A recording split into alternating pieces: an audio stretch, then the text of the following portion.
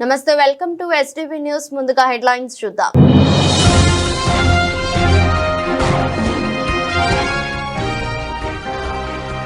బాపట్ల జిల్లాలో సీఎం చంద్రబాబు పర్యటన.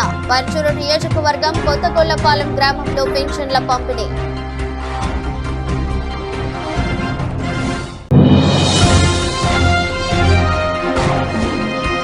సెంట్రల్ నియోజకవర్గంలో సామాజిక పెన్షన్ల పంపిణీ కార్యక్రమంలో పాల్గొన్న ఎమ్మెల్యే బూండా ఉమామహేశ్వరరావు. ఎన్నికలకు ముందు ఇచ్చిన ప్రతి హామీని నిలబెట్టుకుంటామన్న ఎమ్మెల్యే.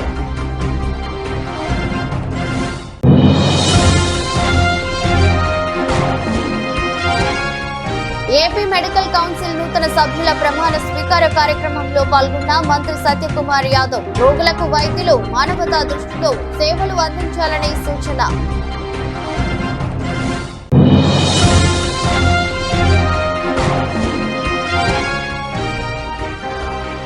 రాష్ట్రంలో ఖరీఫ్లో ధాన్యం కొనుగోలు ఎప్పుడూ లేని విధంగా కొనుగోలు చేశాం, స్పష్టం చేసిన మంత్రి నాదెండ్ల మనోహర్.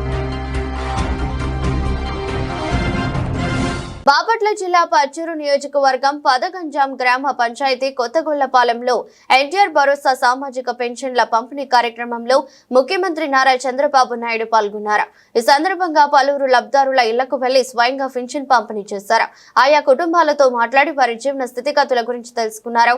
పెన్షన్ల పంపిణీ కార్యక్రమంలో పాల్గొనేందుకు వచ్చిన ముఖ్యమంత్రి చంద్రబాబు నాయుడుకు జిల్లా ఎమ్మెల్యేలు, ఎంపీ, జిల్లా ఉన్నతాధికారుల నాయకులు స్వాగతం పలికారు. నేను ఇటీవల కొత్త కార్యక్రమానికి శ్రీకారం చుట్టాను. మొదటి తారీఖు వస్తే ఆఫీసర్లు గాని, రాజకీయ నాయకులు గాని అందరం కూడా మొదటి తారీఖు వచ్చిందనుకుంటాం, జీతాలు తీసుకుంటారు, హ్యాపీగా ఉంటారు. కానీ ఒక నూతనమైన నిర్వచనం ఇచ్చి మొదటి తారీఖు వస్తే ప్రజల సేవలో అందరూ ఉండాలని, పేరు కూడా ప్రజా సేవలో అనే పేరు పెట్టి 7 గంటలకు మీ తలుపు దట్టి మీకు డబ్బులు ఇచ్చే కార్యక్రమాన్ని ఏర్పాటు చేశాను. కలెక్టర్ దగ్గర నుంచి, మంత్రి దగ్గర నుంచి, కింది స్థాయిలో ఉండే అధికార యంత్రాంగం, రాజకీయ ప్రతినిధులు అందరూ కూడా మీ దగ్గరికి రావాలి, మీ దర్శనం చేసుకోవాలి. అందుకే నేను ఒక మాట అన్నాను, ప్రజలే ఫస్ట్, అంటే ప్రజలే ముందు, ఆ తర్వాతనే మిగిలినటన్ని. ఆ నినాదంతో ఇప్పటికి 10వ నెల నేను అమరావతిలో ఉంటే, ఏసీ రూమ్ లో ఉంటే 2 రోజుల తర్వాత మా మంత్రులంతా నన్ను తిట్టుకొని ఈయన ఏసీ రూమ్ లో ఉన్నాడు అని వీళ్ళు కూడా ఎగ్గొట్టే పరిస్థితి వస్తుంది.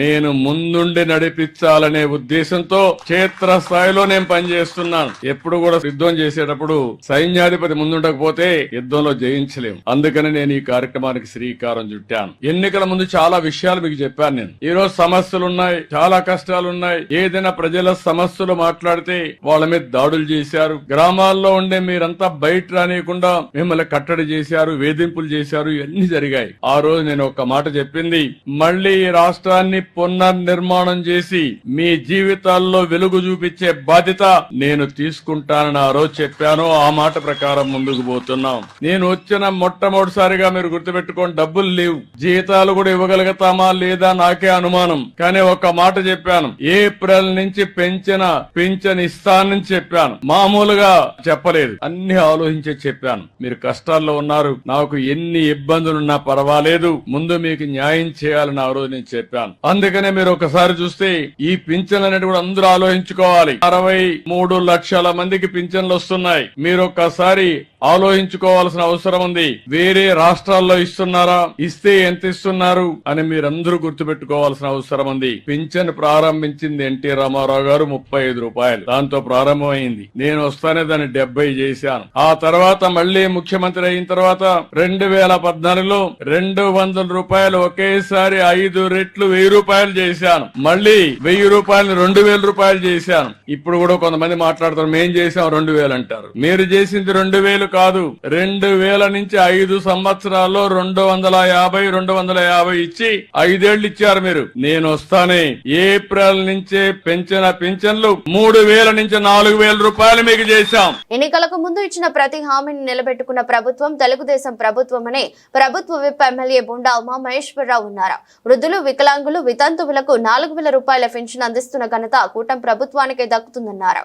గత వైసీపీ ప్రభుత్వం అనేక మంది పెన్షన్లను తొలగించిందని, వైసీపీ ప్రభుత్వం తొలగించిన పెన్షన్లను పునః పరిశీలించి అర్హులందరికీ మరలా పెన్షన్లు నమోదు చేస్తామని ఎమ్మెల్యే భరోసా ఇచ్చారు. సెంట్రల్ నియోజకవర్గంలోని 62వ డివిజన్ ప్రకాష్ నగర్, 61వ డివిజన్ శాంతినగర్, భాస్కర్ రావు కొట్టు సెంటర్లలో జరిగిన సామాజిక పెన్షన్ల పంపిణీ కార్యక్రమంలో ఎమ్మెల్యే బూండా ఉమామహేశ్వరరావు పాల్గొన్నారు. ఆయా ప్రాంతాలలో పలువురికి పెన్షన్లను స్వయంగా అందజేసి పెన్షన్దారుల యోగక్షేమాలను బూండా ఉమా అడిగి తెలుసుకున్నారు. పెన్షన్లు ప్రతి నెల సకాలంలో అందిస్తున్నారా లేదా అని పెన్షన్ పంపిణీ చేసే అధికారులను, సిబ్బందిని, పెన్షన్దారులను అడిగి తెలుసుకున్నారు. ఈ సందర్భంగా బూండా ఉమామహేశ్వరరావు మాట్లాడుతూ గత వైఎస్ఆర్సీపీ ప్రభుత్వ పాలనలో పింఛన్దారులు తీవ్ర ఇక్కట్లు పడ్డారన్నారు. అర్హులైన వారికి సైతం పింఛన్లను వైసీపీ ప్రభుత్వం ఆపివేసిందని చెప్పారు. వైసీపీ ప్రభుత్వం పింఛన్లు ఆపివేసిన వారందరికీ పరిశీలన చేసి తిరిగి పింఛన్లు అందించే బాధ్యత టీడీపీ ప్రభుత్వం తీసుకుంటుందన్నారు.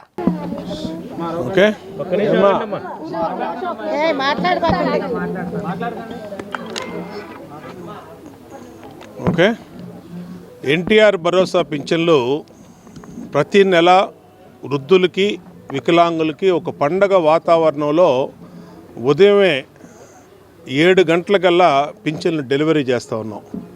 ఒకవేళ 1వ తారీఖు సెలవు వస్తే ఆదివారం కానీ ఏదైనా ఉంటే ముందు రోజే ఇస్తున్నాం, లేదా పండగ వస్తే ముందుగానే ఇస్తున్నాం. గత ప్రభుత్వం వాళ్ళు చెప్పారు 200 పింఛన్ని చంద్రబాబు నాయుడు 2000 చేశాడు. 2000 పింఛన్ని 3000 చేస్తామని చెప్పి ఎన్నికల్లో గెలిచి ప్రభుత్వం వచ్చినాక 30 తిప్పలు పెట్టి 3 చెరువులు నీళ్లు తాగిచ్చి 250 రూపాయలు 5 సంవత్సరాల పాటు తిప్పి పెంచారు. తెలుగుదేశం వస్తే 3000 పింఛన్ 4000 చేయదు, ఇంటింటికి ఇవ్వదు, మిమ్మల్ని తిప్పిస్తుంది అని అవాకులు చవాకులు పేలారు. ఇవాళ 9 నెలలైంది ఈ ప్రభుత్వం వచ్చి. ప్రతి నెల 1వ తారీఖు సెలవు వస్తే 30వ తారీఖు కానీ 31వ తారీఖు కానీ ముందు రోజే పింఛన్లు ఇస్తున్నాం. అది కూడా 3000 పింఛన్ 4000 చేస్తామని చెప్పి 2024 ఏప్రిల్, మే, జూన్ నెల 3 నెలలు కూడా 3000 రూపాయలు కలిపి జూలైలో 4000 రూపాయలతో కలిపి 7000 రూపాయలు ఇచ్చిన చరిత్ర ఈ ప్రభుత్వానికి. ఇచ్చిన మాట నిలబెట్టుకున్నాం. చరిత్రలో ఎప్పుడూ లేనటువంటి విధంగా వికలాంగ, దివ్యాంగ సోదరులకి, సోదరీమణులకి 3000 రూపాయలు ఉండే పింఛన్ 6000, దేశంలో ఎక్కడా లేదు 6000 రూపాయలు పింఛను. ఇవాళ వాళ్ళు ఆత్మస్థైర్యంతో బతుకుతూ ఉన్నారు. 6000 రూపాయలు ప్రభుత్వం నుంచి ఆ 1వ తారీఖే ఇవ్వటంతో దివ్యాంగ సోదరులు, వికలాంగులందరూ కూడా సంతోషం వ్యక్తం చేస్తూ ఉన్నారు. అలాగే గత ప్రభుత్వంలో అనేక పింఛన్లు అనేక అనవసరమైన కారణాలు చూపించి తీసేశారు. ఆ పింఛన్లన్నింటిని కూడా రాబోయే రోజుల్లో సరిచేస్తాం. కొత్త పింఛన్లన్నీ కూడా అర్హత ఉన్న వాళ్ళకి, ఇప్పుడు వితంతువులు ఎవరన్నా ఈ ప్రభుత్వం వచ్చినాక ఎవరన్నా భర్త చనిపోతే ఆటోమేటిక్గా నెక్స్ట్ మంతే పింఛన్ వచ్చే విధానాన్ని తీసుకొచ్చాం. ఇంకెవరో వాళ్ళు అక్కడ అప్లై చేసుకోవాల్సిన అవసరం. డెత్ సర్టిఫికేట్ని బట్టి ఇమీడియట్గా వాళ్ళకి పింఛన్ వచ్చే సదుపాయం ఏర్పాటు చేసాం. వృద్ధులకు కూడా 60 సంవత్సరాలు దాటిన వాళ్ళకి ఖచ్చితంగా రేపు రాబోయే రోజుల్లో పింఛన్లు ఓపెన్ చేస్తున్నాం. దాంట్లో అప్లై చేసుకోమంటున్నాం. అన్ని రకాలుగా ఇల్లు కట్టుకునే వాళ్ళకి డబ్బులు ఇస్తున్నాం. ఈరోజు సెంట్రల్ నియోజకవర్గంలో 62వ డివిజన్ 62వ బూత్లో మరి ఎమ్మెల్యే గారు ప్రతి ఇంటికి వెళ్ళి పెన్షన్లు ఇవ్వడం జరిగింది. వృద్ధాప్యులకు, దివ్యాంగులకు మరి 6000 రూపాయల పెన్షను, 4000 రూపాయల పెన్షను మరి కూటమి ప్రభుత్వం రాగానే మరి పెన్షన్ శాంక్షన్ చేయడం అనేది చాలా సంతోషకరం. మరి కూటమి ప్రభుత్వం అంటేనే ప్రజల ప్రభుత్వం అండి. మరి సెంట్రల్ నియోజకవర్గం బోండా ఉమామహేశ్వరరావు గారు మరి అండదండలుగా ప్రజలకు నేను ఉన్నాను అనుకుంటూ ప్రతి సమస్య వస్తే చాలు ఆయన ముందుంటారు. అలాంటి ఎమ్మెల్యే గారు ఈ నియోజకవర్గానికి ఉండడం చాలా సంతోషకరం. మరి అదేవిధంగా మరి మా డివిజన్ నాయకులందరూ కూడా సహకారం అందించడం మరి పార్టీ తరఫున మరి మాకు అది ఆనందకరం. మరి ఏదైనా సరే పేదలకు అండగా ఉండే ప్రభుత్వం మరి తెలుగుదేశం ప్రభుత్వం అని చెప్పి నేను తెలియచేసుకుంటూ, మరి పేదలకు నిజంగా రెక్కలు వచ్చినట్టేనండి. ఈరోజు వాళ్ళ ఇంట్లో ఉండి 4000 రూపాయల పెన్షన్ తీసుకుంటున్నారంటే ఎవరి మీద ఆధారపడుకోకుండా ఆ 4000 రూపాయల పెన్షన్ వాళ్ళకి చాలా ఆధారం పడుతుంది. ఎందుకంటే వాళ్ళకి తినడానికి చాలా సౌకర్యం కల్పిస్తుంది. అందరికీ నమస్కారం. మరి ఈరోజు సెంట్రల్ నియోజకవర్గంలో మా ప్రీతం నాయకులు బోండా ఉమామహేశ్వరరావు గారి ఆధ్వర్యంలో 62వ డివిజన్లో 62వ బూత్లో వితంతులకి, వికలాంగులకి, వృద్ధులకి పెన్షన్లు ఇంటింటికి వెళ్ళి ఇవ్వాలని చెప్పి ఏదైతే మా ప్రీతం ముఖ్యమంత్రులు నారా చంద్రబాబు నాయుడు గారు ఏదైతే చెప్పారో దాన్ని తూచా తప్పకుండా మా ఎమ్మెల్యే బోండా ఉమేశ్వరరావు కానీ మా డివిజన్ నాయకులు కార్యకర్తలు కానీ అందరూ పొద్దున్న 7 నుంచి డోర్ టు డోర్ ఇంటింటికి వెళ్ళి అమ్మ మీకు పెన్షన్ వచ్చింది రాలేదు ఏంటంటే ప్రజలు చాలా ఆనందంగా మేము ఎప్పుడు ఇలా ఊహించలేదండి ఇంటింటికి వచ్చి ఇస్తున్నారు మీ అందరికీ ధన్యవాదాలని వాళ్ళు చాలా ఆనందంగా ఉన్నారు. అలాగే దీపం పథకం కింద 2వ విడత కూడా ప్రతి మహిళకి గ్యాస్ బండ ఇస్తున్నారని ఈ సందర్భంగా తెలియజేసుకుంటూ నాకు ఈ అవకాశం ఇచ్చినందుకు పేరున ధన్యవాదాలు తెలియజేసుకుంటూ సెలవు తీసుకుంటాను. రోగులకు వైద్యులు మానవతా దృష్టితో సేవలు అందించాలని వైద్య ఆరోగ్య శాఖ మంత్రి సత్యకుమార్ యాదవ్ పిలుపునిచ్చారు. అవసరం లేకపోయినా అనవసరమైన పరీక్షలు, స్కానింగ్లు నిర్వహించడం, సాధారణ ప్రసవం స్థానంలో సిజేరియన్ చేయడం వంటి విషయాలు పెరుగుతున్నాయని ఆందోళన వ్యక్తం చేశారు. జాతీయ వైద్య మండలి నిబంధనలను ఖచ్చితంగా అమలు చేయాలని మంత్రి సూచించారు. రోగులను మానవతా దృష్టిలో చూడాలని ఏపీ వైద్య ఆరోగ్య శాఖ మంత్రి సత్యకుమార్ యాదవ్ పేర్కొన్నారు. ఎన్టీఆర్ ఆరోగ్య విశ్వవిద్యాలయంలో ఏపీ మెడికల్ కౌన్సిల్ నూతన సభ్యుల ప్రమాణ స్వీకార కార్యక్రమం మంత్రి పాల్గొన్నారు. ఈ సందర్భంగా సభ్యులను ప్రమాణం చేయించి కౌన్సిల్లో నామినేటెడ్ పోస్టుల ద్వారా 6 సభ్యులను నియమించారు. సందర్భంగా సత్యకుమార్ మాట్లాడుతూ అవసరం లేకపోయినా అనవసరమైన పరీక్షలు, స్కానింగ్లు నిర్వహించడం, సాధారణ ప్రసవం స్థానంలో సిజేరియన్ చేయడం వంటి విషయాలు పెరుగుతున్నాయని అన్నారు. ప్రజల్లో వైద్యుల సేవలపై అపోహలు ఉన్నాయని, టెస్టులు రాస్తేనే వైద్యులు బాగా పనిచేశారనుకునే స్థితి నెలకొందన్నారు. ఈ పరిస్థితిని మార్చేందుకు ప్రజలకు సరైన అవగాహన కల్పించాలన్నారు. అలాగే వైద్యులు చిరునవ్వుతో రోగులను పలకరించి మంచి అనుభూతిని కలిగించాలని సూచించారు. జాతీయ వైద్య మండలి నిబంధనలను ఖచ్చితంగా అమలు చేయాలని మంత్రి తెలిపారు. The newly nominated 6 members of Andhra Pradesh Medical Council are taking oath on the first working day of the new year.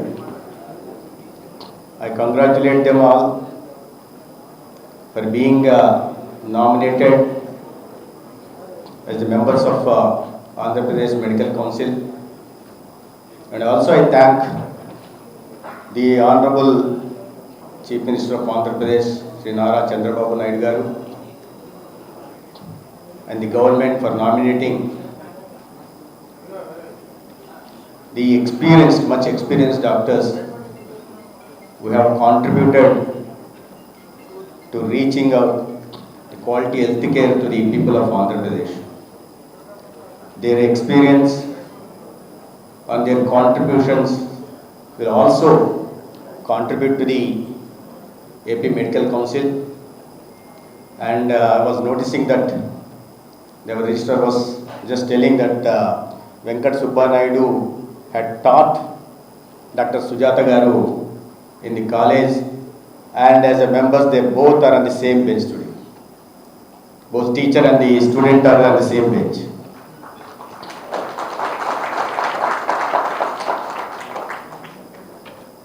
As all of you know that AP Medical Council is such an important body that not only takes care of registrations of the doctors, the renewals of the doctors, and also ensures the medical ethics and professional conduct of the doctors in providing quality health care to the people, and more particularly to the people of the Andhra Pradesh.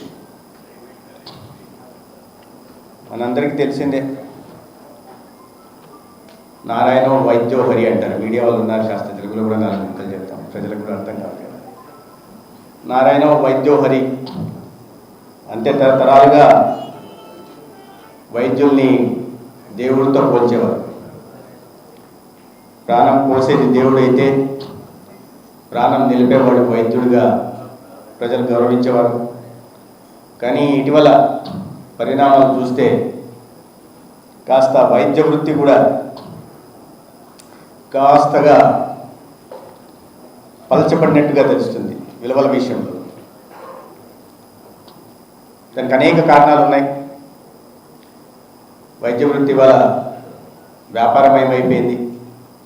సేవాభావంతో చేయాల్సిన పని అనేక కారణాల వల్ల. రాష్ట్రంలో ఖరీఫ్ లో ధాన్యం కొనుగోలు ఎప్పుడు లేని విధంగా కొనుగోలు చేశామని పౌర సరఫరాల, ఆహారం మరియు వినియోగదారుల వ్యవహారాల మంత్రి నాదెండ్ల మనోహర్ తెలిపారు. రైతుకు భరోసా కల్పించేలా 24 గంటల్లో రైతుల ఖాతాలో నగదు జమ అయిందని చెప్పారు. రైతులకు ఏ మిల్లుకు కావాలంటే ఆ మిల్లుకు ధాన్యం అమ్ముకునే అవకాశం ఇచ్చామన్నారు. గత ప్రభుత్వం కన్నా 20% అధికంగా ధాన్యం కొనుగోలు జరిగిందని తెలిపారు. దీపం 2 పథకం గత దీపావళి రోజు ప్రారంభమైందని, దీపం పథకాన్ని మొదటి దశలో 99 లక్షలకు పైగా వినియోగించుకున్నారని చెప్పారు.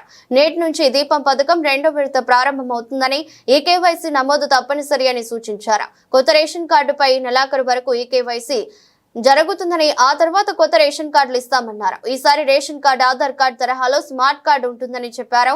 కుటుంబ సభ్యుల వివరాలు అన్ని ఈ కార్డులో ఉంటాయని తెలిపారు. దీంతో ఈ కార్డు ఫ్యామిలీ కార్డు అని నిర్ణయం తీసుకున్నామన్నారు. రాష్ట్ర ప్రజానికానికి కనివిని రీతిలో ఇంతమంది లబ్ధిదారులకి మేము సహాయం అందించగలిగామంటే అది ఖచ్చితంగా గౌరవ ముఖ్యమంత్రి గారు చంద్రబాబు నాయుడు గారి ఆలోచన, పట్టుదల.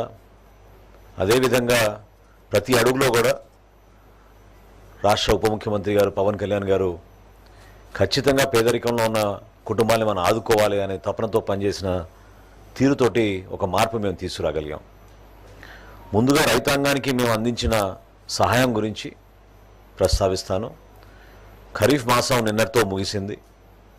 ధాన్యం కొనుగోలు గతంలో ఎప్పుడు లేని విధంగా 35,93,443 మెట్రిక్ టన్నులు ధాన్యం ఖరీఫ్ మాసంలో కొనుగోలు చేశాం.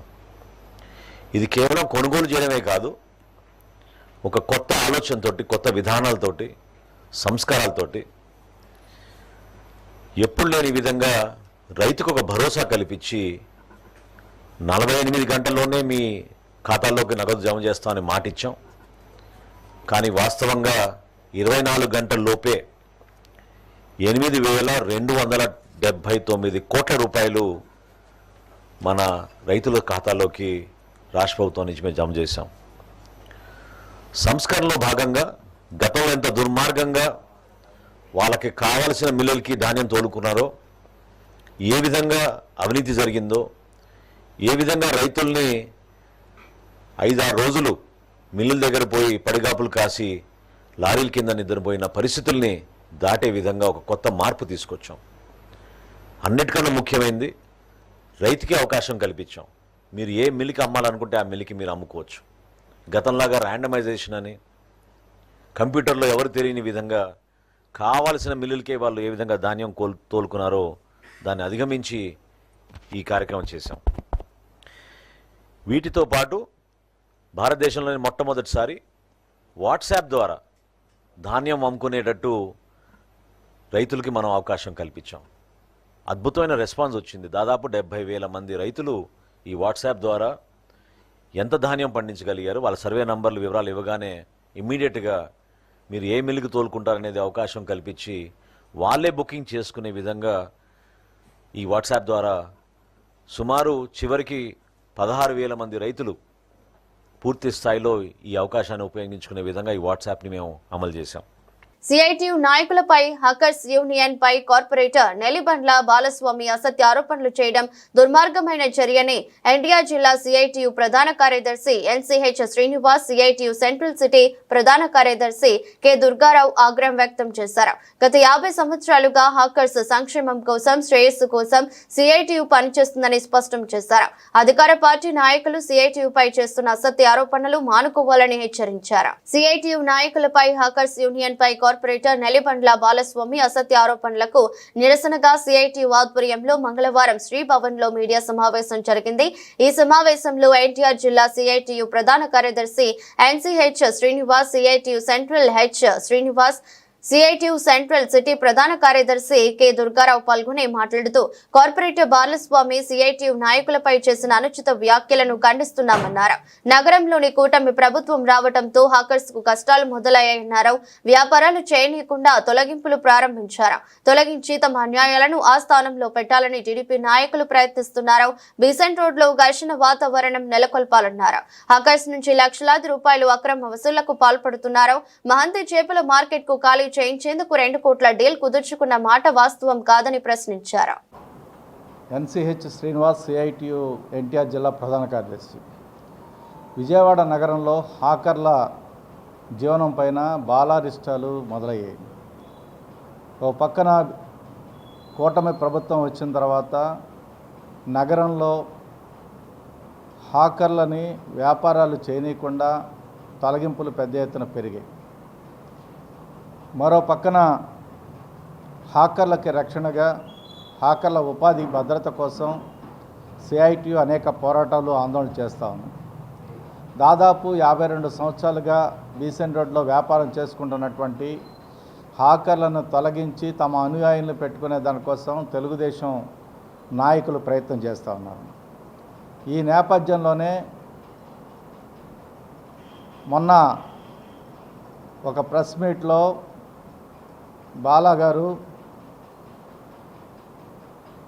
సిఐటియు నాయకత్వం మీద హాకర్స్ యూనియన్ మీద అసత్య ఆరోపణలు అనేటువంటి చేశారు. ఈ ఆరోపణలు మానుకోవాలని చెప్పి సిఐటియుగా హెచ్చరిస్తూ ఉన్నాం. దాదాపుగా 50 సంవత్సరాలుగా హాకర్ల రక్షణ కోసం, ఉపాధి భద్రత కోసం వాళ్ళకు అండగా నిలుస్తుంది హాకర్స్ యూనియన్ సిఐటియు. 1973లో బీసెంట్ రోడ్లో హాకర్స్ సంబంధించి చిరు వ్యాపారులు వ్యాపారం చేసుకోవడం మొదలెట్టారు. బాలా ఆయన ప్రారంభం ఏంటనేటువంటి అందరికీ తెలుసు. హాకర్ల వద్ద మామూలు వసూలు చేస్తూ ఈరోజు ఈ స్థాయికి ఎదిగారు. ఈరోజు ఆయన వ్యవహార శైలి చూసినప్పుడు బీసెంట్ రోడ్లో ప్రశాంతంగా ఉన్నటువంటి బీసెంట్ రోడ్ని ఘర్షణ వాతావరణంగా తీసుకొచ్చేటువంటి ప్రయత్నం చేస్తూ ఉన్నారు. కూటమి ప్రభుత్వం అధికారంలోకి వచ్చిన తర్వాత లెనిన్ సెంటర్లో ఉన్నటువంటి షాపుల్ని కానీ, నగరంలో అనేక ప్రాంతాల్లో ఉన్నటువంటి చిరు వ్యాపారం నిర్వహించేటువంటి షాపుల్ని తొలగించడానికి ప్రయత్నం చేసింది. ఆఖరుల్ని తొలగించేది మీరే, పెట్టించేది మీరే. పెట్టించేటప్పుడు వాళ్ళ దగ్గర వేల లక్షల రూపాయలు లంచాలు తీసుకుంటుంది నిజం కాదా అని చెప్పేసి అనేది ఈ సందర్భంగా మేము ప్రశ్నిస్తున్నాం. ఇంకొక పక్కన ఇవాళ ఈ స్థానిక కార్పొరేటరు ఇవాళ కోట్ల రూపాయలు అతనికి ఉంది అని చెప్పేసానంటే ఇవాళ ఆఖరుల మీద సంపాదించిన సంపాదన కాదా అని చెప్పి అనేది ఈరోజు మేము ప్రశ్నిస్తున్నాం. దాంతోపాటు ఇవాళ హాకర్లకి సిఐటి యూనియన్గా గుర్తింపు కార్డులు ఇవ్వాలని చెప్పని అనేక పోరాటాలు జరిపింది సిఐటి అని చెప్పి అనేది ఈ సందర్భంగా తెలుసుకోవాలని చెప్పి అనేది ఇవాళ స్థానిక కార్పొరేటర్ నిలబండ బాలస్వామిని మేము సూచిస్తున్నాం. దాంతోపాటు హాకర్స్ని అనేక సందర్భాల్లో తొలగించే సందర్భాల్లో సిఐటిగా వారికి అండగా ఉండి వాళ్ళ తరపున పోరాడి ఈరోజు బీసెంట్ రోడ్లో వాళ్ళ జీవనోపాధికి కృషి చేసింది సిఐటి అనేది ఈరోజు తెలుసుకోవాలని చెప్పినది ఈ సందర్భం మేము తెలియజేస్తున్నాం. దాంతోపాటు ఈ కార్పొరేషన్లో కార్పొరేటర్గా ఉండి ఇవాళ డివిజన్లో ఇవాళ బిల్డింగులు ఎక్కడ కడితే అక్కడ కనబడి వాళ్ళ దగ్గర లక్షల రూపాయల లంచాలు తీసుకుంటుంది మీరు కాదా అని చెప్పేసి అనేది ఈరోజు మేము ప్రశ్నిస్తున్నాం. వీటిలన్నిటికీ సమాధానం చెప్పాలి. నీతిగా నిజాయితీగా పనిచేస్తున్న సిఐటియుపై అనేక రూపాల్లో వాళ్ళు దుష్ప్రచారం చేసి మీరు లబ్ధి పొందాలని చెప్పి చూస్తున్నారు. ఇది సరైనది కాదు, ఇప్పటికైనా మానుకోవాలని చెప్పినది ఈ సందర్భంగా తెలియజేస్తున్నాం. దాంతోపాటు ఇవాళ చిరు వ్యాపారస్తులు పేదవారి ఆకలి బాధ తనకు బాగా తెలుసునని, అలాంటి బాధలను ఎవరూ అనుభవించకూడదనే ఉద్దేశంతోనే ఆపద్ బాంధవులు ట్రస్ట్ ను స్థాపించారని ట్రస్ట్ చైర్మన్ శ్రవణ్ తెలిపారు. సమాజం కోసం తన వంతు బాధ్యతగా గత 5 ఏళ్లుగా అనేక సేవా కార్యక్రమాలు చేస్తున్నట్టు వెల్లడించారు. ఆపద్ బాంధవులు ట్రస్ట్ ఆధ్వర్యంలో చిట్టినగర్ స్వరంగం వద్ద అవాగ్యులకు ట్రస్ట్ చైర్మన్ శ్రవణ్ ఆహార పొట్లాలను పంపిణీ చేశారు. ఈ సందర్భంగా ట్రస్ట్ చైర్మన్ శ్రవణ్ మాట్లాడుతూ పేదవారి ఆకలి బాధ తనకు బాగా తెలుసునని, అలాంటి బాధలను ఎవరూ అనుభవించకూడదనే ఉద్దేశంతోనే ఈ ట్రస్ట్ స్థాపించారని వివరించారు. పేదవారి ఆకలి తీర్చడం తమ ట్రస్ట్ ప్రధాన ఉద్దేశమని ఆయన చెప్పారు. సమాజం కోసం తన వంతు బాధ్యతగా గత 5 ఏళ్లుగా అనేక సేవా కార్యక్రమాలు చేస్తున్నట్లు వెల్లడించారు. ఫంక్షన్స్ లో ఆహారం మిగిలితే తమ ట్రస్ట్ కు తెలియజేస్తే తామే నేరుగా వచ్చి ఆహారాన్ని తీసుకుని వెళ్లి ఆహారం లేని వారికి అందజేసి వారి ఆకలిని తీర్చగలుగుతామని శ్రవణ్ తెలిపారు.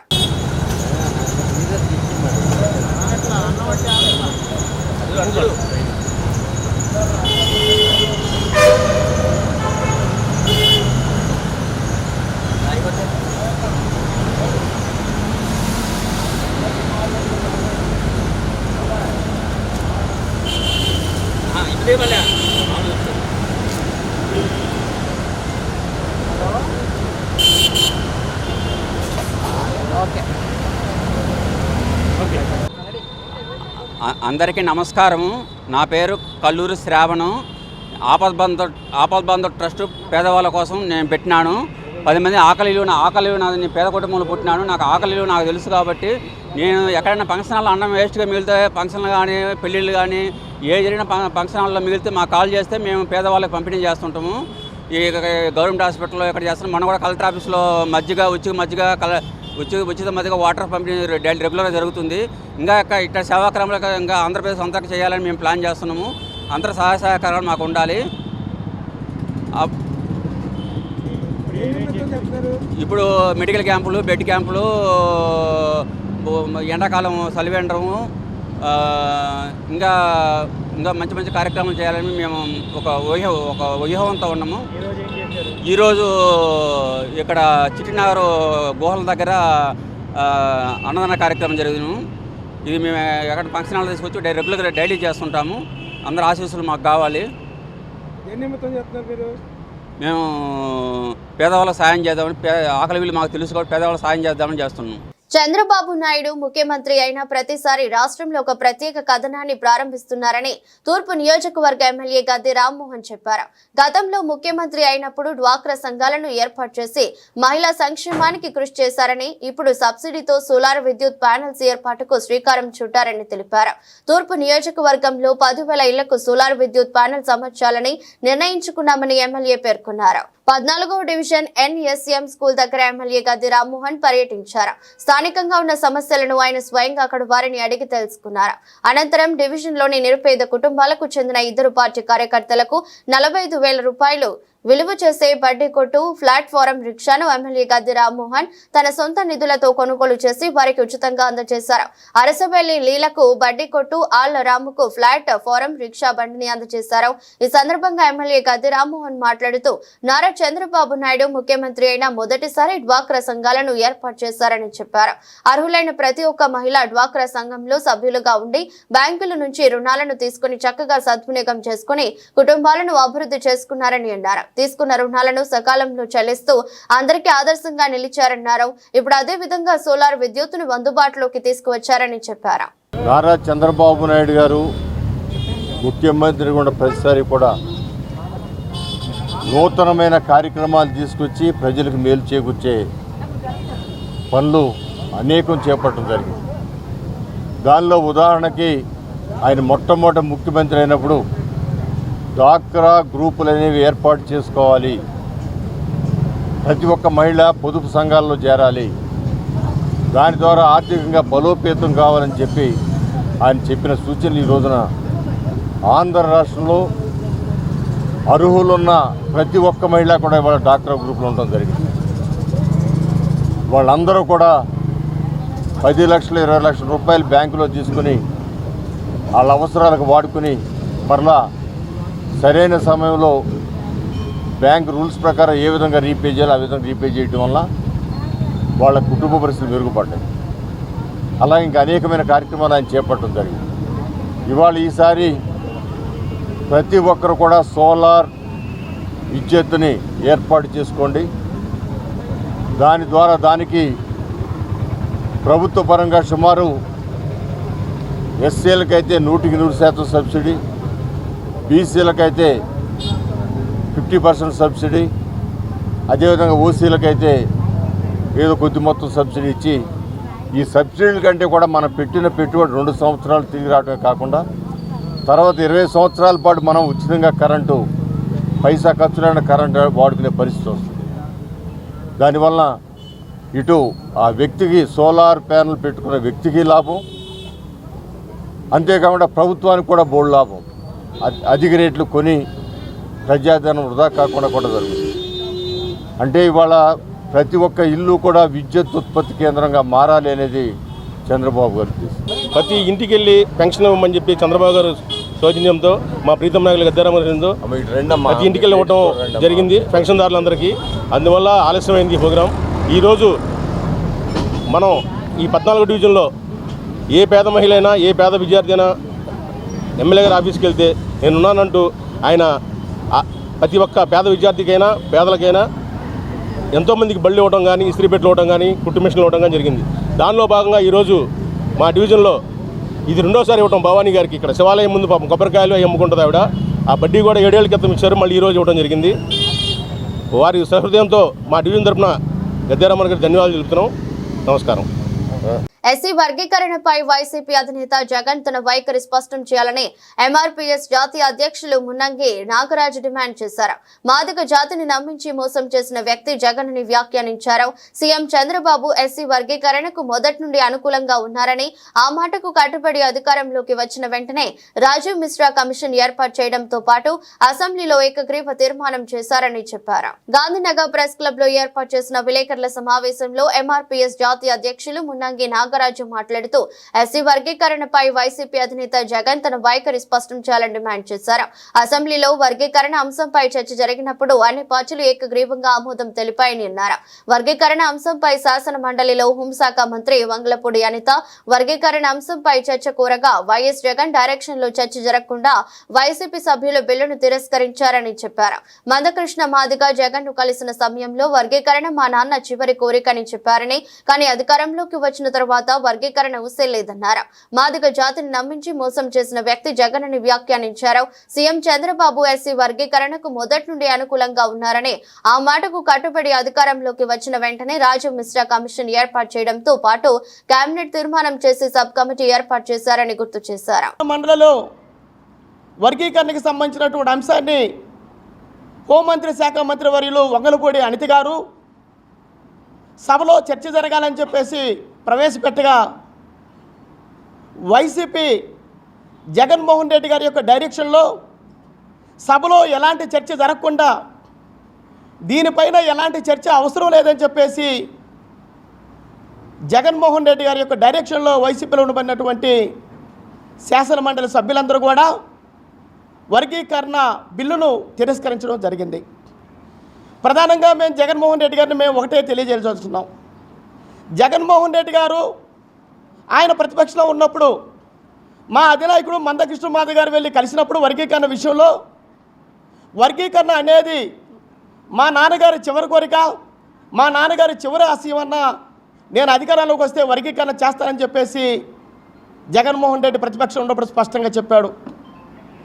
మరలా ఆయన కడప ఎంపీగా ఉన్నప్పుడు కూడా గౌరవ దివంగత ప్రధాని మన్మోహన్ సింగ్ గారు కూడా వర్గీకరణకు అనుకూలంగా లేఖ రాశాడు. మరలా వైఎస్ఆర్ కాంగ్రెస్ పార్టీ మొట్టమొదటి ప్లేనరీ సమావేశం వైఎస్ రాజశేఖర రెడ్డి సమాధి సాక్షిగా జరిగితే పులివెందుల్లో వైఎస్ఆర్ కాంగ్రెస్ పార్టీ తీర్మానంలో కూడా వర్గీకరణకు అనుకూలంగా వాళ్ళ తీర్మానాన్ని ప్రవేశపెట్టడం జరిగింది. మరి అధికారంలోకి వచ్చినటువంటి జగన్మోహన్ రెడ్డి ఆ తర్వాత ప్రతిపక్షంలో ఉన్నప్పుడు న్యాయం అని చెప్పేసి చెప్పాడు.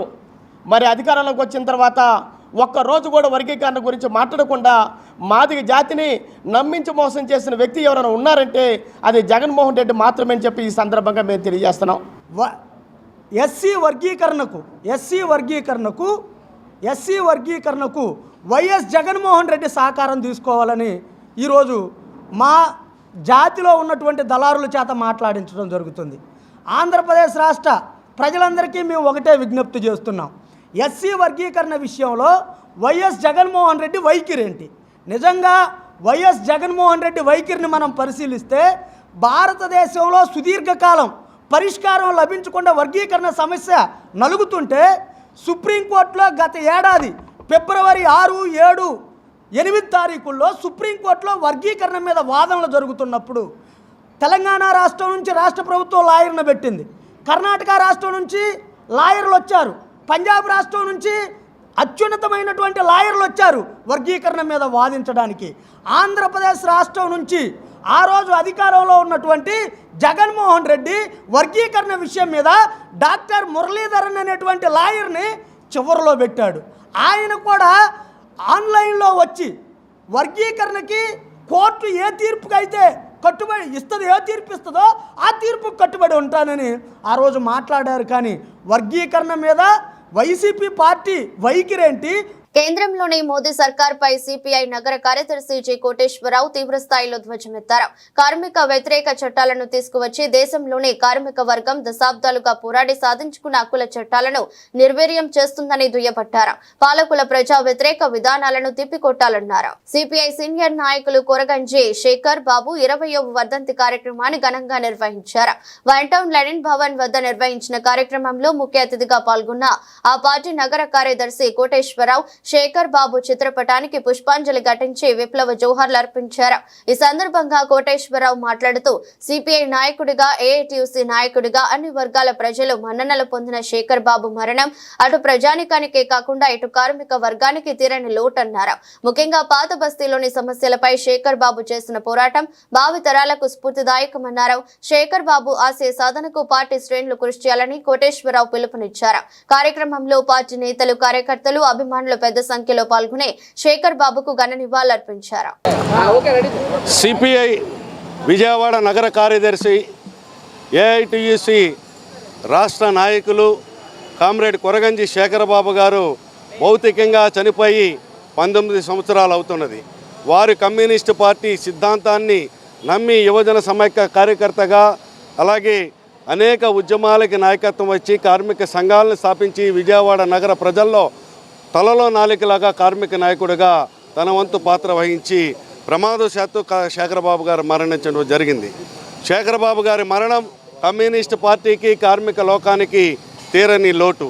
ఈరోజు నేడు కేంద్రంలో అధికారంలో ఉన్నటువంటి బీజేపీ కార్మికుల వ్యతిరేక చట్టాలు తీసుకొస్తూ కార్మికుల హక్కులను హరించేటటువంటి ప్రస్తుత పరిస్థితుల్లో శేఖర్ బాబు గారు లాంటి కార్మిక నాయకుడు లేకపోవటం కార్మిక వర్గానికి మరింత తీరని లోటు అని చెప్పి ఈ రోజున భావిస్తూ కమ్యూనిస్ట్ పార్టీ విజయవాడ నగర సమితి ఆధ్వర్యంలో కామ్రేడ్ శేఖర్ బాబు గారి వర్ధంతి 19వ వర్ధంతి విజయవాడ నగరంలో అనేక ప్రాంతాల్లో కూడా కమ్యూనిస్టు శ్రేణులు, కార్మికులు జరుపుకుంటున్నటువంటి తరుణంలో పాత బస్తీ లెనిన్ భవన్ వద్ద విజయవాడ నగర కమ్యూనిస్ట్ పార్టీ ఆధ్వర్యంలో శ్రద్ధాంజలి కార్యక్రమం ఘటించడం జరుగుతూ ఉన్నది. రాబోయేటటువంటి కాలంలో శేఖర్ బాబు యొక్క జీవితం యువజన ఉద్యమానికి మరి పునరంకితం కావాల్సినటువంటి అవసరం ఉంది. కార్మికులు మరింతగా కామ్రేడ్ శేఖర్ బాబు యొక్క పోరాట స్ఫూర్తితోటి కార్మిక వర్గం, కార్మిక లోకం మరింతగా పెట్టుబడిదారీ విధానాలకు వ్యతిరేకంగా పోరాటం సాగించటమే నిజమైనటువంటి నివాళి శేఖర్ బాబుకి అర్పించినట్టు అవుతుందని చెప్పి ఈ సందర్భంగా విజ్ఞప్తి చేస్తూ జోహార్ కామ్రేడ్ కొరగంజి శేఖర్ బాబు. ఏవైఎఫ్ జాతీయ మాస సభలకు జయప్రదం చేయాలని ఏవైఎఫ్ మాజీ కార్యదర్శి గుజ్జల ఈశ్వరయ్య, జాతీయ కార్యదర్శి నక్కి లెనిన్ బాబు పిలుపునిచ్చారు. మే 15 నుంచి 18 వరకు తిరుపతిలో అఖిల భారత యోజన సమాఖ్య ఏవైఎఫ్ జాతీయ 17వ మహాసభలు జరుగుతాయని చెప్పారు. మహాసభల ఆహ్వాన గోడ పత్రికలను ఏవైఎఫ్ నాయకులతో కలిసి ఈశ్వరయ్య, లెనిన్ బాబు ఆవిష్కరించారు. మే 15వ తేదీ నుంచి 18వ తేదీ వరకు తిరుపతిలో జరగనున్న ఏవైఎఫ్ 17వ జాతీయ మహాసభలను జయప్రదం చేయాలని సిపిఐ రాష్ట్ర కార్యదర్శి వర్గ సభ్యులు, ఏవైఎఫ్ మాజీ జాతీయ కార్యదర్శి జి ఈశ్వరయ్య, జాతీయ కార్యదర్శి నక్కి లెనిన్ బాబు పిలుపునిచ్చారు. దాసరి భవన్ లో నిర్వహించిన విలేకరుల సమావేశంలో ఈశ్వరయ్య, లెనిన్ బాబు మాట్లాడుతూ తిరుపతిలో జరగనున్న మహాసభలలో దేశవ్యాప్తంగా 29 రాష్ట్రాల నుండి 1000 మందికి పైగా యువజన ప్రతినిధులు హాజరవుతున్నారని వివరించారు. బీజేపీ, ఎన్డీఏ కేంద్ర ప్రభుత్వం అనుసరిస్తున్న యువజన వ్యతిరేక విధానాలు, రాజకీయాలు, నియంతృత్వ కార్పొరేట్ విధానాలపై ఈ సభల వేదికగా చర్చించనున్నామని అన్నారు. విద్య, వైద్య, ఉపాధి హక్కుల కోసం సామాజిక, ఆర్థిక, సాంఘిక, సాంస్కృతిక విలువలు తదితర అంశాలు కార్పొరేట్ కబంధ హస్తాల్లో నలుగుతున్న చట్ట సభలు, రాజకీయాలు, మీడియా విలువలు రక్షణ కోసం చర్చించి భవిష్యత్ కార్యాచరణ చేపట్టనున్నట్లు తెలిపారు. మే 15వ తేదీ మహాసభ ప్రారంభం సందర్భంగా మొదటి రోజు వేలాది మంది యువతి యువకులచే భారీ ప్రదర్శన, బహిరంగ సభ జరుగుతుందని, మహాసభలను జయప్రదం చేయాలని పిలుపునిచ్చారు. ఈరోజు అఖిల భారత యువజన సమాఖ్య ఏఐవైఎఫ్ 17వ జాతీయ మహాసభలు తిరుపతి నగరంలో మే 15, 16, 17, 18 తారీఖుల్లో జరుగుతున్నటువంటి సందర్భంగా ఏఐవైఎఫ్ రాష్ట్ర నాయకత్వం, జాతీయ నాయకత్వం ముద్రించినటువంటి వాల్ పోస్టర్ రిలీజ్ చేయడానికి ఇక్కడికి రావడం జరిగింది. ఈ సందర్భంగా కేంద్ర రాష్ట్ర ప్రభుత్వాల యొక్క యువజన నిరుద్యోగ వ్యతిరేక విధానాలను నిరసిస్తూ మే 15వ తారీఖు నాడు దేశవ్యాపితంగా 29 రాష్ట్రాల నుంచి లక్షలాది సభ్యత్వానికి ప్రాతినిధ్యం వహిస్తూ వేలాది మంది యువత తిరుపతి నగరానికి రాబోతూ ఉన్నారు. కేంద్రంలో అధికారంలో ఉన్నటువంటి నరేంద్ర మోడీ ప్రభుత్వం అవలంబిస్తున్నటువంటి నిరుద్యోగ వ్యతిరేక విధానాలు రోజురోజుకు పెరిగిపోతూ ఉన్నాయి. ప్రధానమంత్రి ఇచ్చినటువంటి వాగ్దానాలు ఏ ఒక్కటి నెరవేరలేదు. ఆయన 2014 నుంచి ఇప్పటి వరకు అచ్చే దిన్ ఆయాగా అన్నాడు, డిజిటల్ ఇండియా అన్నాడు, మేక్ ఇన్ ఇండియా అని చెప్పాడు, నిరుద్యోగ సమస్యను పారదోలుతానని చెప్పాడు, ఏడాదికి 2 కోట్ల ఉద్యోగాలు కల్పిస్తానని చెప్పాడు. కానీ ఏ ఒక్క అంశం కానీ ఒక్క నూతన పరిశ్రమను కానీ ఏర్పాటు చేయకుండా, ఇన్ఫ్రాస్ట్రక్చర్ను ఏమాత్రం డెవలప్ చేయకుండా నినాదాలతోనే కాలం వెలుబుచ్చినటువంటి నేపథ్యంలో దేశంలో నిరుద్యోగ సమస్య తీవ్రమైపోయినటువంటి పరిస్థితులు కళ్ళ ముందు కనిపిస్తూ ఉన్నాయి. 7వ తరగతి క్వాలిఫికేషన్ ఉన్నటువంటి గ్యాంగ్మెన్ ఉద్యోగాలకు కూడా 15 నుంచి 18వ తేదీ వరకు ఏఐవైఎఫ్ 17వ జాతీయ మహాసభలు తిరుపతి నగరంలో నిర్వహిస్తున్న విషయం అందరికీ కూడా తెలిసిందే. ఈ మహాసభల సందర్భంగా దేశవ్యాప్తంగా యువత ఎదుర్కొన్న సమస్యలపైన చర్చించి భవిష్యత్ ఉద్యమ కార్యాచరణ రూపొందిస్తూ ఉన్నాం. ముఖ్యంగా దేశంలో యువత, ప్రపంచ దేశాలంటి యువత మన భారతదేశంలో ఉంది. అలాంటి యువతకు విద్యా ఉపాధి కల్పించి భారతదేశ అభివృద్ధిలో భాగస్వామ్యం కల్పించాలని కోరుతా ఉన్నాం. ఇలా విద్యా ఉపాధి కల్పించకుండా ఈరోజు మోడీ ప్రభుత్వం మత ఘర్షణలు పెట్టి వారికి నిరుద్యోగం పెంచడంలో కీలక పాత్ర పోషిస్తున్నారు. ప్రభుత్వ రంగ సమస్యలన్నీ మూసివేస్తూ ఉన్నారు. నూతన పరిశ్రమలు రావడంలే, ఏడాదికి 2 కోట్ల ఉద్యోగాలు ఇస్తున్న వాటిని కూడా అమలు కాలేదు. విదేశాల్లో దాగి ఉన్న నల్లధనాన్ని తీసుకొచ్చి అందరికి పంచుతామన్న హామీలు అమలు కాలేదు. కానీ ఎన్నికల రాజకీయ లబ్ధి కోసం మతాల మధ్య ఘర్షణలతో ఈరోజు అధికారానికి చేజిక్కోవడానికి ప్రయత్నం చేస్తున్న నేపథ్యంలో అందుకోసమే భారత రాజ్యాంగాన్ని కాపాడుకోదాం. విద్య, వైద్యం, ఉపాధి, ప్రాథమిక హక్కుల పరిరక్షణ, అదేవిధంగా ప్రభుత్వ రంగ సమస్యలన్నీ ప్రభుత్వ రంగంలో ఉండాలి. నూతన పరిశ్రమలు రావాలి. చదువుకున్న వాళ్ళందరికీ కూడా ఉద్యోగం, ఉపాధి కల్పించాలని ప్రధానమైన డిమాండ్లతో Bhagat Singh national employment guarantee act ద్వారా దేశంలో ఉద్యోగాలు భర్తీ చేయమని కోరుతా ఉన్నాం. అదేవిధంగా ప్రభుత్వ శాఖల్లో ఖాళీలు ఏర్పడుతున్న వాటిని భర్తీ చేసేందుకు ఈరోజు ఆ ప్రయత్నాలు లేవు. కాబట్టి ప్రభుత్వ రంగ సంస్థల్లో ఖాళీల పైన శ్వేతపత్రం విడుదల చేయడంతో పాటు వాటిని వెంటనే భర్తీ చేయాలని, అదేవిధంగా నూతన ఎడ్యుకేషన్ విధానం తీసుకొచ్చారు ఎన్ఈపిని, దాన్ని అంతా రద్దు చేయాలి. ఎందుకంటే ఈరోజు విద్యారంగంలో మార్పుల పేరుతో మతోన్మాదం పైన, మూఢనమ్మకాల వైపున తీసుకొచ్చే విద్యా విధానం శాస్త్రీయ దృక్పథాన్ని ప్రశ్నించే తత్వాన్ని చంపే నూతన విద్యా విధానం. కాబట్టి ఈ విద్యా విధానం ఏమాత్రం సముచితం కాదు. అందుకోసం శాస్త్రీయ విద్యా విధానం ప్రవేశపెట్టి కొఠారి కమిషన్ మేరకు ప్రవీణ్ కుమార్ పగడాల మృతిపై రాష్ట్ర వ్యాప్తంగా ఉన్న క్రైస్తవ సోదరులు న్యాయం కోసం తపన పడుతున్నారని బిషప్ వై రాజేంద్ర కుమార్ అన్నారు. ప్రభుత్వం దర్యాప్తును పారదర్శకంగా నిర్వహిస్తుందని తమకు నమ్మకం ఉందని అన్నారు. పూర్తిగా పారదర్శకంగా, నిష్పక్షపాతంగా దర్యాప్తు చేయాలని డిమాండ్ చేశారు. విజయవాడ పైపుల రోడ్డు నందలి సియోను అసెంబ్లీ చర్చి వద్ద ప్రవీణ్ కుమార్ పగడాల మృతికి పలు క్రైస్తవ సంఘాలు సంతాపం వ్యక్తం చేశాయి. ఆయన మృతికి సంబంధించి సమగ్ర విచారణ జరిపి తగిన న్యాయం చేయాలని ఈ సంఘాలు ప్రభుత్వాన్ని డిమాండ్ చేశాయి. ఈ సందర్భంగా బిషప్ వై రాజేంద్ర కుమార్ మాట్లాడుతూ ప్రవీణ్ పగడాల మృతి పట్ల తాము సంతాపం వ్యక్తం చేస్తున్నట్లు తెలిపారు. ప్రవీణ్ కుమార్ పగడాల మృతిపై రాష్ట్ర వ్యాప్తంగా ఉన్న క్రైస్తవ సోదరులు న్యాయం కోసం తపన పడుతున్నారని అన్నారు. ఆయన మరణం అందరినీ కలిచివేసిందని చెప్పారు. ఆయన కేవలం పాస్టర్ మాత్రమే కాదని సంఘ సేవకుడిగా మంచి పేరు సంపాదించుకున్నారని పేర్కొన్నారు. పూర్తిగా పారదర్శకంగా, నిష్పక్షపాతంగా దర్యాప్తు చేయాలని డిమాండ్ చేశారు. ప్రభుత్వం దర్యాప్తును పారదర్శకంగా నిర్వహిస్తుందని తమకు నమ్మకం ఉందని అన్నారు. ప్రవీణ్ పగడాల మరణం హత్యగా భావిస్తున్నామని తెలిపారు. మరణించిన 7 రోజులైనా పోస్టుమార్టం రిపోర్టు రాలేదు.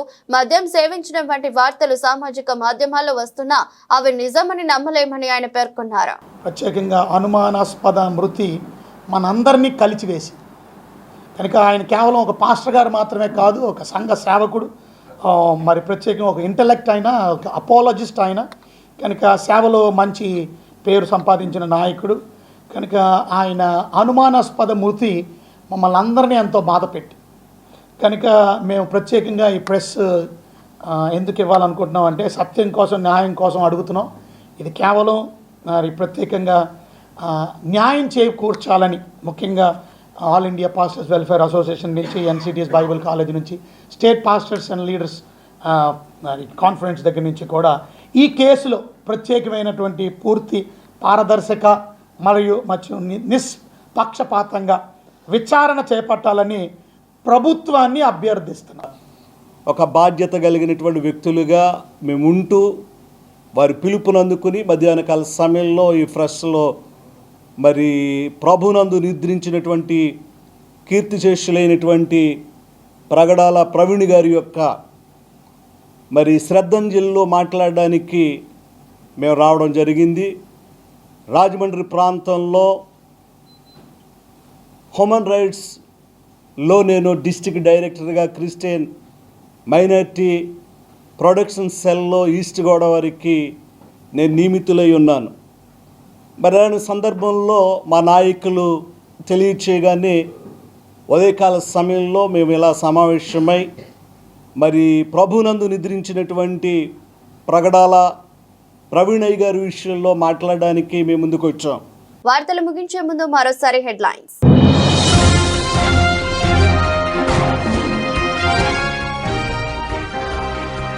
బాపట్ల జిల్లాలో సీఎం చంద్రబాబు పర్యటన. పర్చూరు నియోజకవర్గం కొత్తగొల్లపాలెం గ్రామంలో పెన్షన్ల పంపిణీ.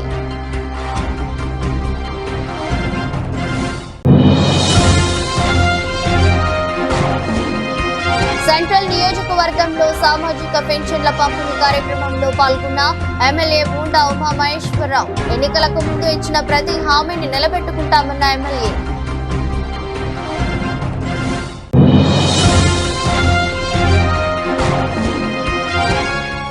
ఏపీ మెడికల్ కౌన్సిల్ నూతన సభ్యుల ప్రమాణ స్వీకార కార్యక్రమంలో పాల్గొన్న మంత్రి సత్యకుమార్ యాదవ్. రోగులకు వైద్యులు మానవతా దృష్టితో సేవలు అందించాలని సూచన.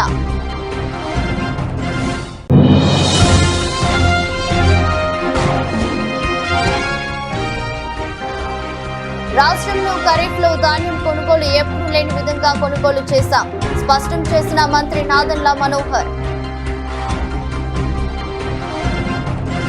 ఇది రెస్ట్ బులెటిన్. మరో బులెటిన్లో మళ్ళీ కలుద్దాం. అంతవరకు సెలవు. నమస్కారం.